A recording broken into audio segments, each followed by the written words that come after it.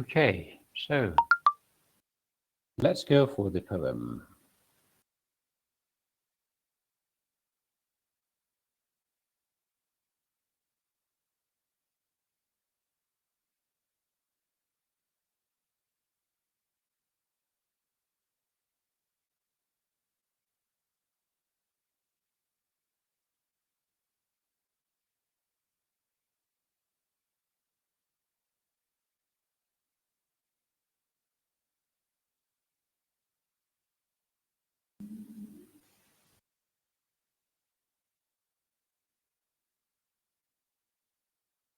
Okay, the definition of love by Andrew Marvell.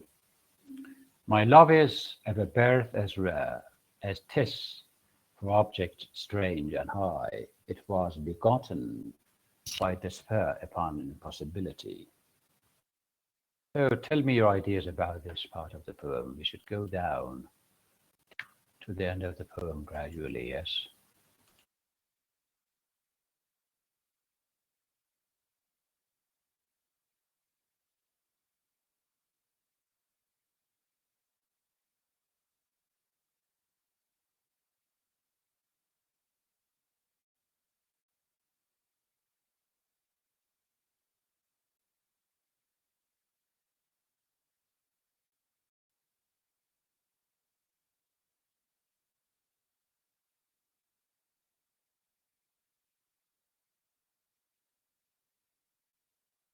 So who wants to talk about it first? Yes, Fikri Bhat Shuwaili. I have unlocked it, but you know that there are 21 people in this class, and this is not a nice policy that only some few people talk in the course of the class, and the rest of the people are entirely silent. Good afternoon. Good afternoon. Yes. Regarding the poem, the definition of love, it talks about the nature of the love, which exists between the poet and his beloved. The poet regards this love as being perfect and therefore unattainable. The poet, first of all, makes his readers acquainted with the parentage of this love. And this love, the poet says, is of rare birth. It is the offspring of the marriage, despair, and impossibility. And also, only resolute despair could have produced such a divine love. In the case of love like this, maybe hope would prove be completely vain and futile because this love can never be achieved. The poet in the next lines tells that it is the hostility of fate which is responsible for not permitting him and his beloved to be united. Also, fate is always jealous of perfect lovers and never allows them to be united. A union between two perfect lovers would be fatal below, blue to the power and authority of fate. Also, fate has these two lovers as far apart from each other as the North Pole and the South Pole are from each other. These lovers can never come to the fact that they are the pivot round which the whole round of love revolves. Okay, thank you. Love, that's enough. yes. So, but the thing that I mean, there is a point latent in the stanza of the first stanza of the poem, and that is the reflection of a Renaissance thought that the Renaissance people in the 17th century, in the early 17th century, would believe that there was always a sinister, demonish force, internalized in human fate. So, and it was a kind of maybe perhaps it had some religious roots in Christianity, that faith is always a tempting, devilish, maybe force that does not allow human being to reach salvation. And this salvation, of course, is not just a religious salvation that may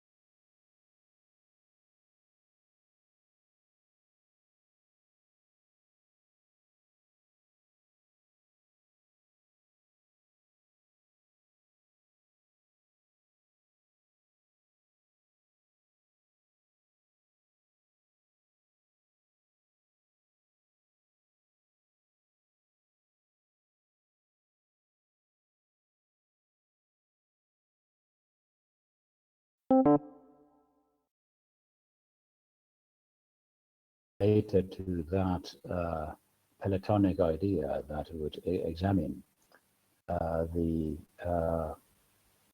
ascending love as a practice that requires, I mean, as its prerequisite actually, it requires the practice of physical love. It could be true, and however, we do know that that metaphysical poets were highly under the influence of Nietzsche and not Aristotle, but with Nietzsche. Plato, but not Aristotle. So this is a very maybe generous conception of the meaning of love as the metaphysical poets had understood in light of some theories of or ideas of Plato. However, we do not have any evidence to demonstrate that the metaphysical poets believed in the depth of the ideas of Plato.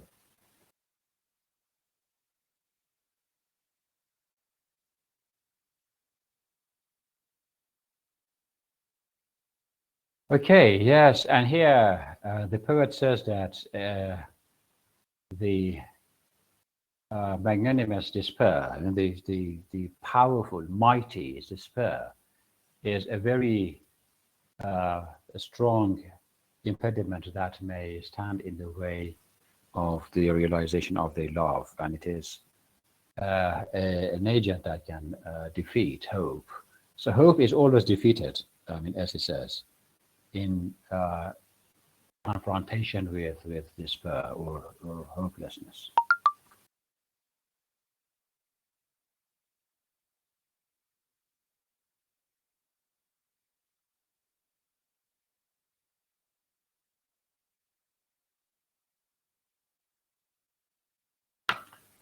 Okay, and the next stanza.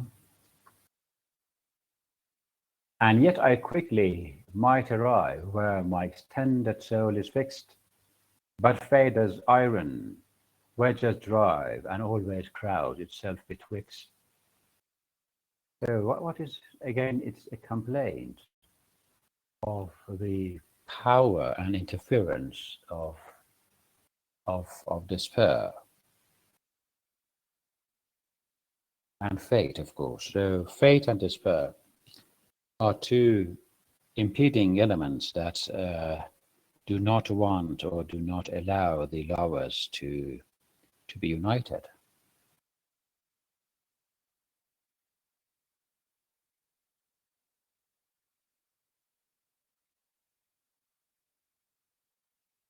So who wants to talk about this?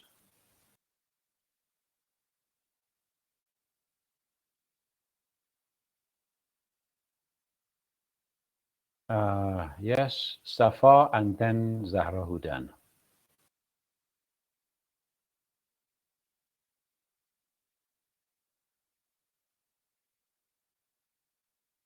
Safa Saddam. And I unlocked you too, Zahra Hudan. Yes.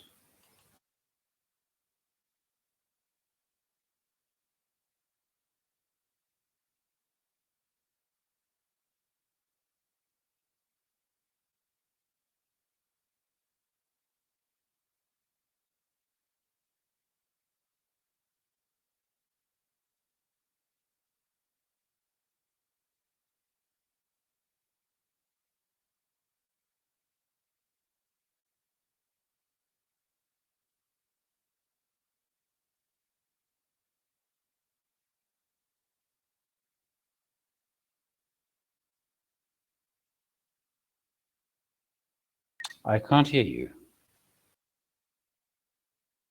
Hello, sir. May I? Who is this? I'm Hudan. Hello, sir. Oh, yes, go on, please. Actually, okay. Let's Mr. Safa speak.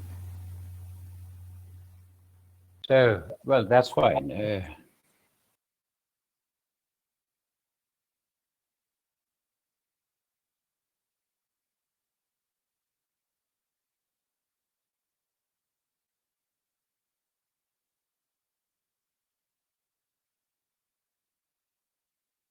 Can I add, please?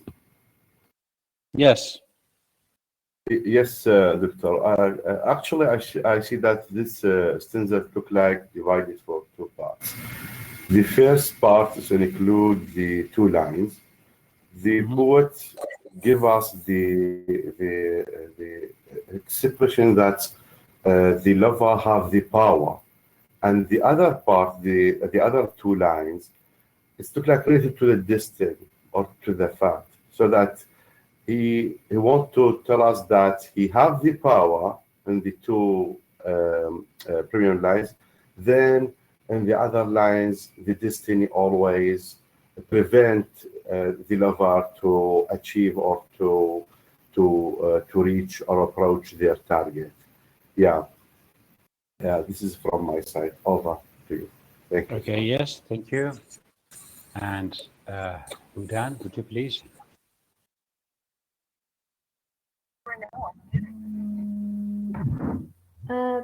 Actually, I wanted to look at this poem from this point of view. As I was studying, this poem is written as a response to John Donne's valediction or forbidding mourning, and it is in the same form and meter. And we can say that because it is about a definition or the subject of, let's say, in a formal manner, which is suitable for definition. It is nothing to do with desire and fulfillment, but it actually deals with despair. And it talks about the impossibility of desire, which have ever being fulfilled.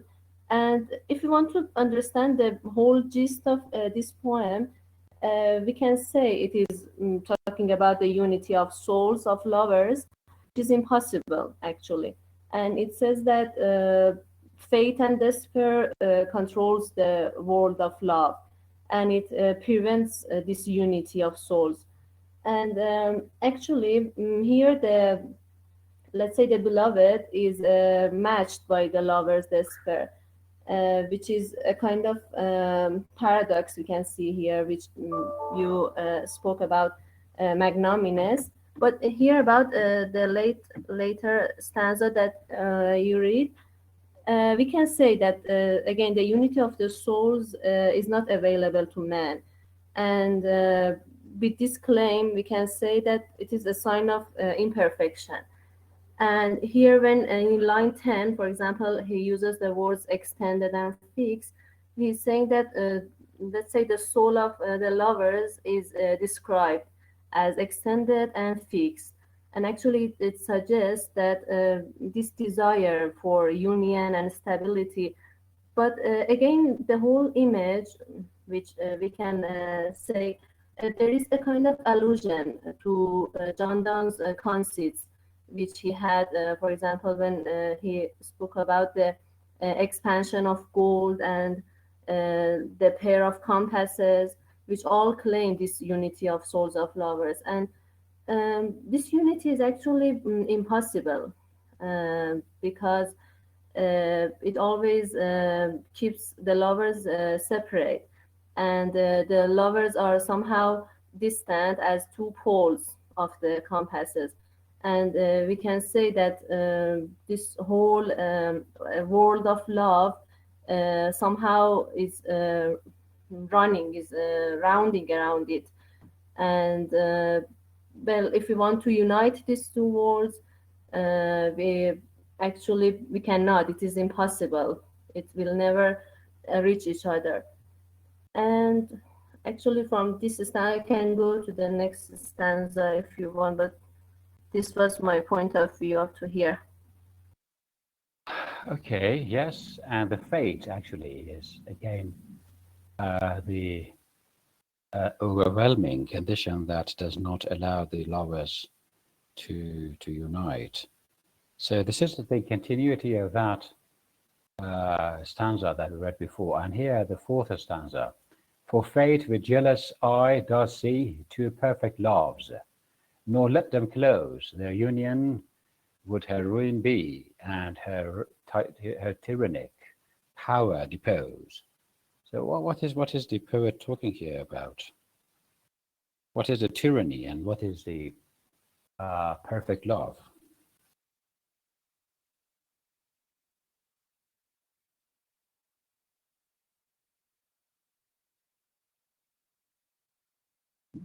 May I continue, sir?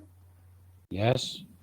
Actually, I think, again, as I was talking, in this stanza, again, we can see this, let's say, mathematical figures, which, for example, we can say that oblique is the ordinary love and parallel lines is the perfect love, respectively. And it just reminds me of one thing I remember from your classes. You said once that this love is like, sorry, I just forget the word, pargar. It is, they are just this, and they are rounding around themselves. They never reach each other in a circle. They are two circles with two different diameters, maybe. Yes, and that is another poem. That is a poem by, I think, John Donne, if I'm not mistaken. Uh-huh. Valediction, I mean, forbidden mourning or something like canonization, maybe. Yes, it is two parallel lines. I mean, these two parallel lines are the lovers. So the thing that does not stand the union of these two people or these two lovers are two. One is fate and the other is despair. So, however, we know that probably because of the Renaissance ideologies that people had for the function or the role of a phase in people's misery. It is, I mean, the agent of despair is a function of the agent of fate. So that is a kind of classification of these two impediments that the poet is representing here. So yes, and he says that very plainly he is crying out the pernicious role of fate, that is jealous eye does see, the jealous eye does see two perfect loves, I mean the lovers. So, and the fate does not allow them, does not let them to be unified. Their union would her ruin be. So it says that the union of these two lovers should be the result of the malice of the ruining malice of the of fate. So and then we come to the and here the union would be her ruin be, and her tyrannic power depose. So yes, she says that the tyrannic power of fate will depose them, deposing the lovers, I mean, from the position of love, just wanting to make them feel desperate and disillusioned about love so that they can just leave each other and everybody, takes his own way to his destiny.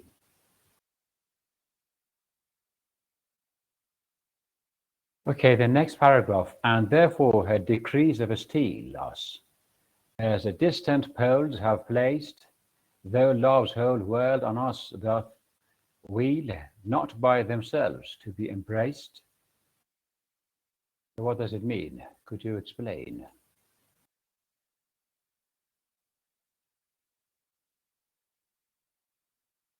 Well, Fikri, you have been speaking some minutes ago, and now I just wonder if other people want to participate in discussion. Maybe. Yes, yeah. Just wait to see if others are interacting. Okay. Mr. Imani, Muhammad Raza Imani, would you like to tell us something about it?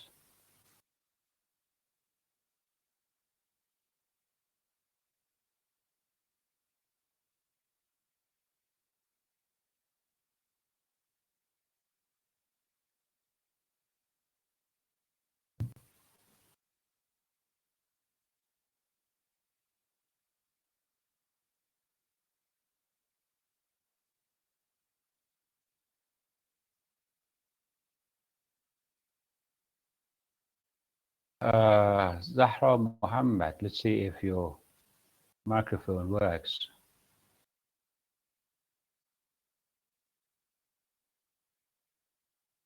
I have unlocked you, Zahra Muhammad.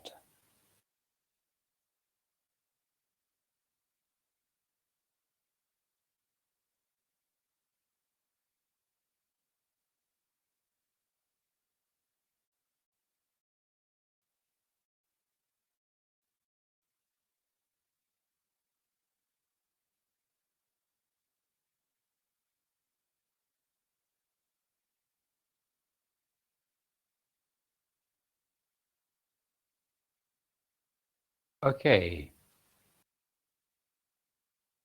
I think there is something wrong with your computer again.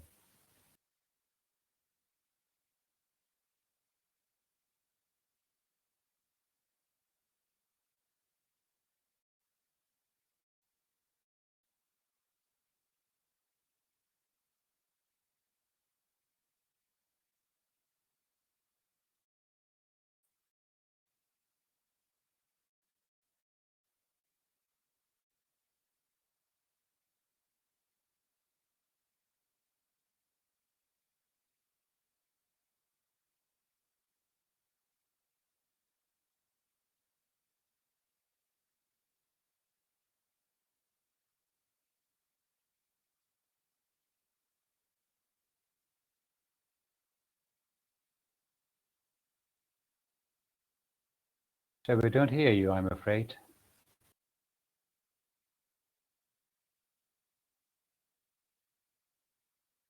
Okay, Safa Sata, would you continue if you want? Yes, yes, doctor. Yeah, for the fourth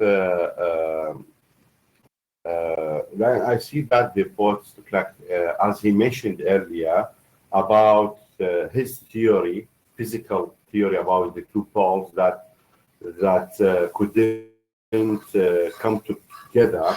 Yeah, he wants to describe like the two lava as impossibility to be together according to the mathematic or the physical theory. So, as the poet has mentioned earlier, an inflexible and the same decrease of the fat has kept the poet and his beloved apart. Here the poet employ his famous metaphysical concept of the North Pole and the South Pole. Just as the two poles cannot come together or to come closer, the poet in this stanza describe and give example about the lady, his lady cannot be united with him or with the lover, even though the two are the pilots, or the two are the two pivots around which the whole world of love. So I see the poet give example or support his part with the metaphysical thoughts by make the reader imagine the two poles, the north and the south one, that couldn't come together to give the impossibility for lover to live together or to live. Yeah, thank you so much, Alba. Okay, yes. Thank you. And then let's go for the analysis of the stanza, that it is again a complaint of the poet about the jealousy of fate that does not allow the two lovers to unite. So just that there are two definitions, two words like steel and a decrease of a steel, as the distant poles have placed. It says that it is like a there are like two parallel poles of a steel that cannot meet each other because they are they are spaced by the powerful fate that does not, contribute to the joy of loving each other. So though love's whole world on us both will, not by themselves to be embraced. So what is the line saying actually?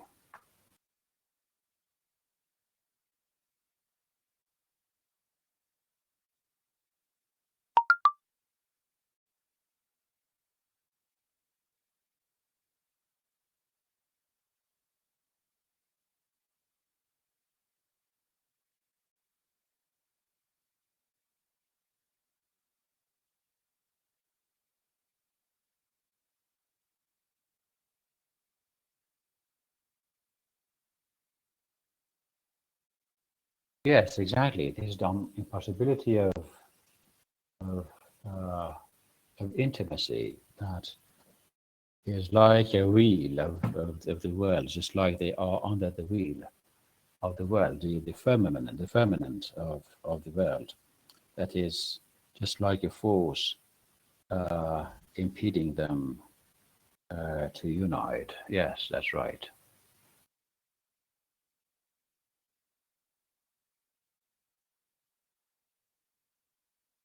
Unless the giddy heaven fall, and earth some near convulsion tear, and us to join the world should all be crammed into a planisphere. What is planisphere? So here, again, as I told you, sometimes Marvell is attached to the use of some technical words, and here it is, wishing that there should be an earthquake that tears all restraints that fate has put in the way. So unless the giddy heaven fall means the sky comes down and earth some near convulsion tear. So convulsion, what is the meaning of convulsion here?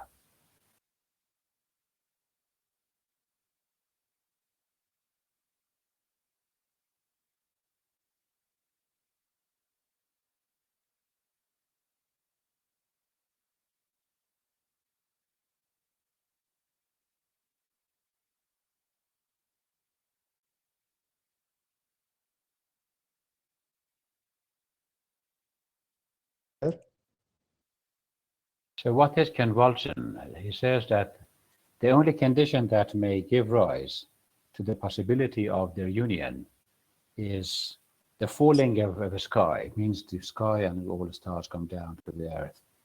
Or convulsion actually means earthquake, or an earthquake shakes the world so that everything falls down and all things are broken in the world. And then he continues, Yes.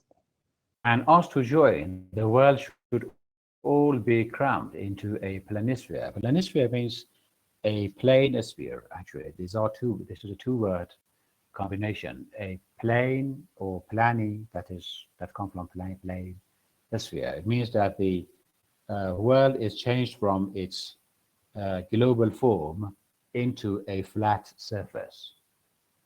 Means all barriers are taken.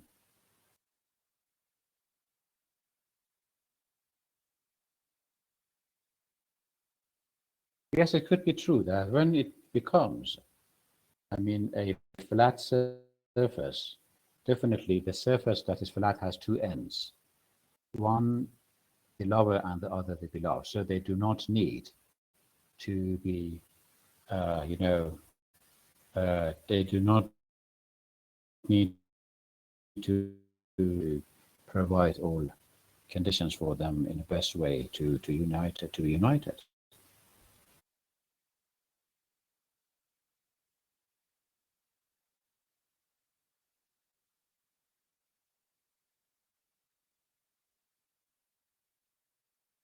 So, but the reality is that all of these possibilities are just imaginative, and it is impossible that any of them would be realized.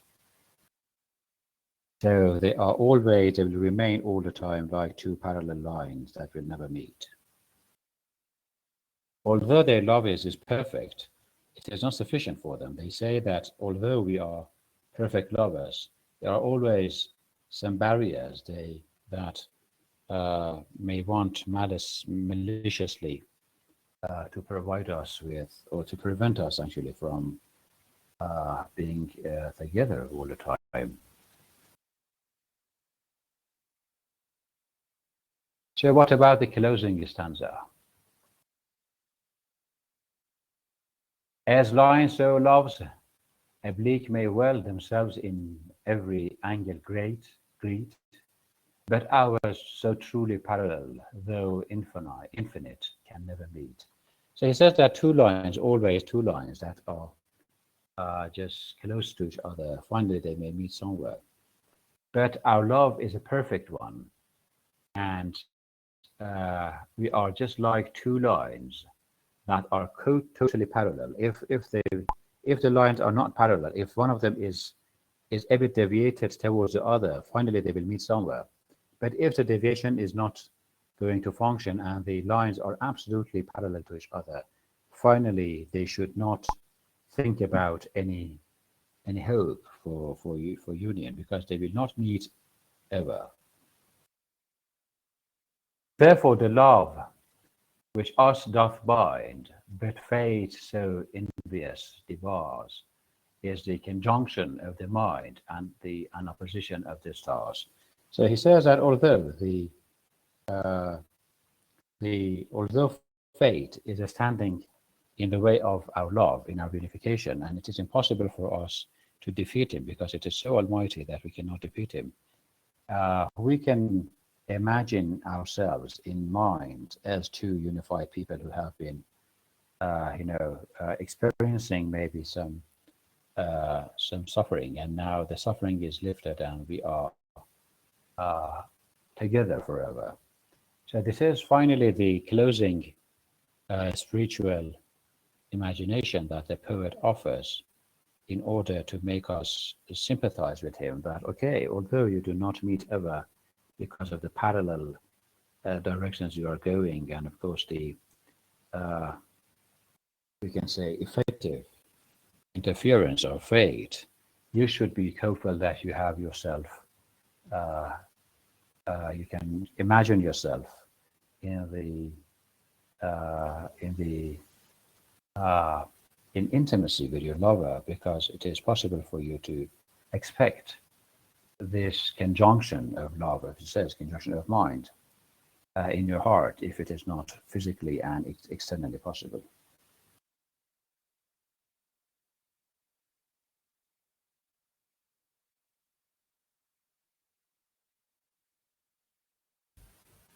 Yes, Mr. Imani, this is a Persian equivalent for this poem that could be textually important for those who want to discuss the poem from an intertextual perspective.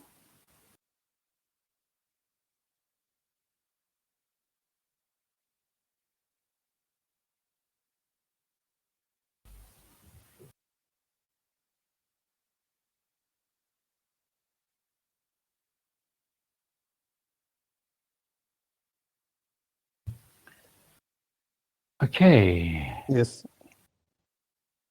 Okay, Fikri, do you want to say something? Yes, sir.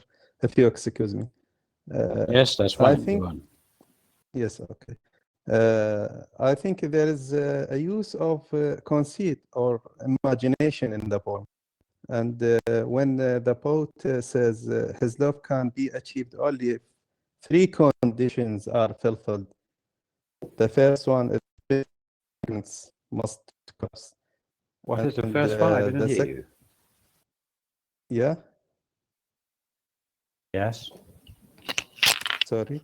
And the second, the earth should be torn by some fresh conversion.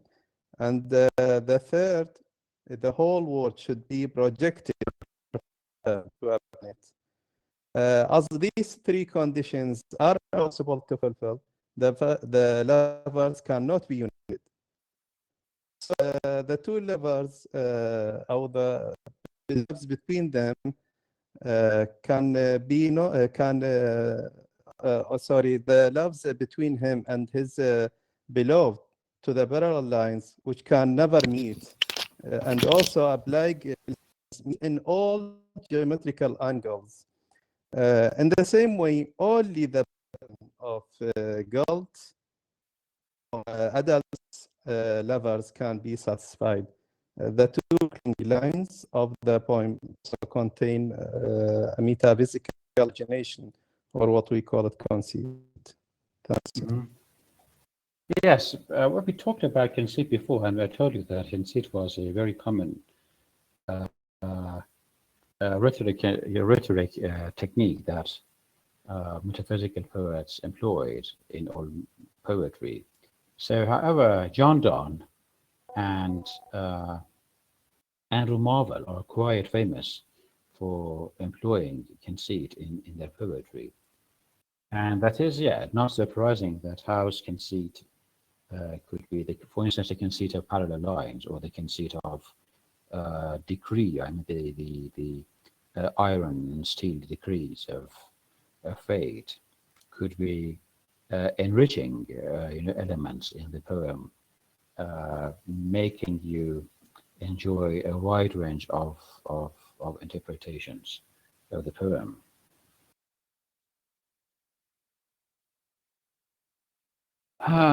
Okay, so just give me some seconds. I should download something if I can, and then I will send it to you. Copy.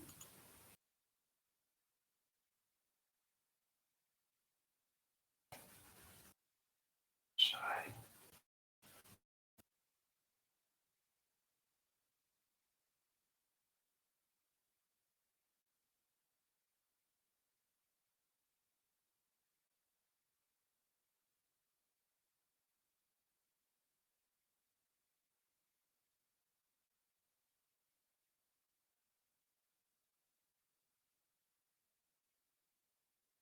So, but I have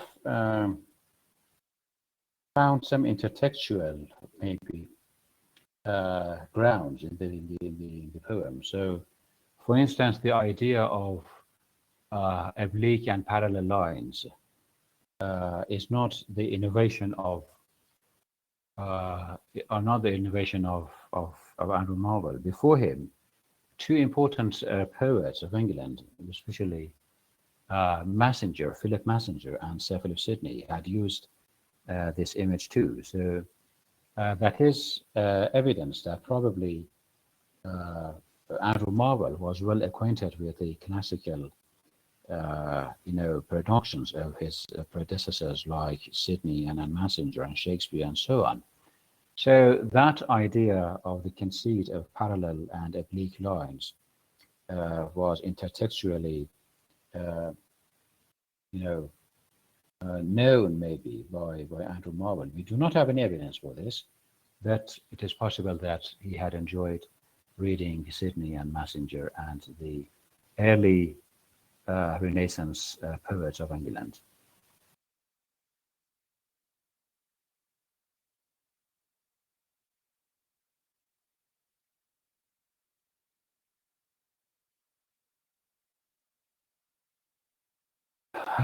Well, let's see.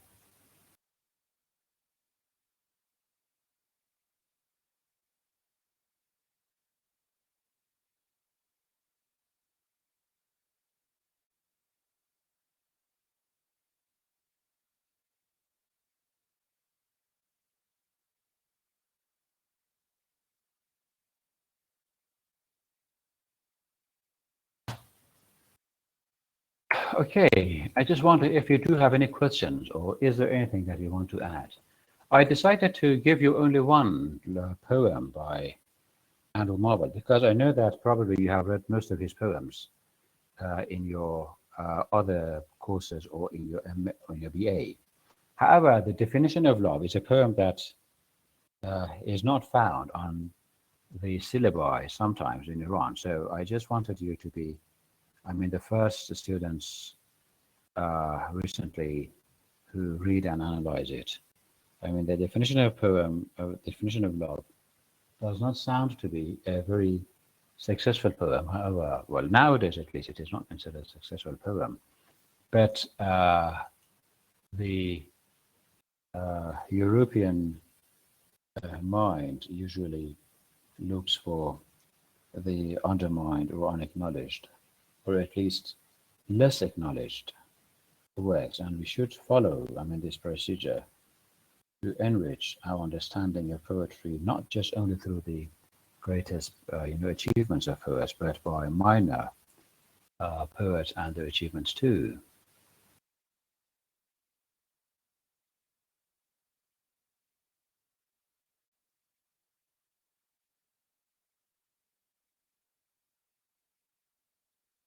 Okay, so, well, I have nothing else to add about the poem. If you don't have any questions, we can terminate our session today. Any ideas, anything else about this poem?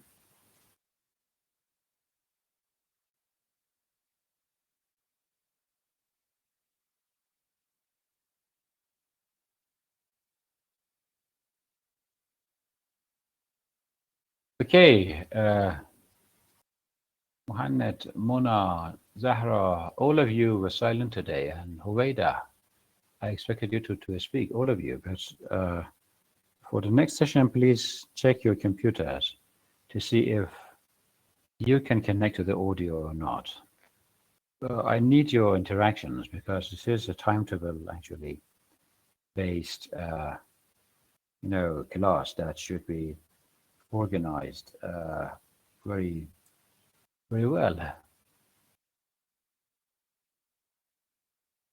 Okay, I shall see you next week, and have a nice day.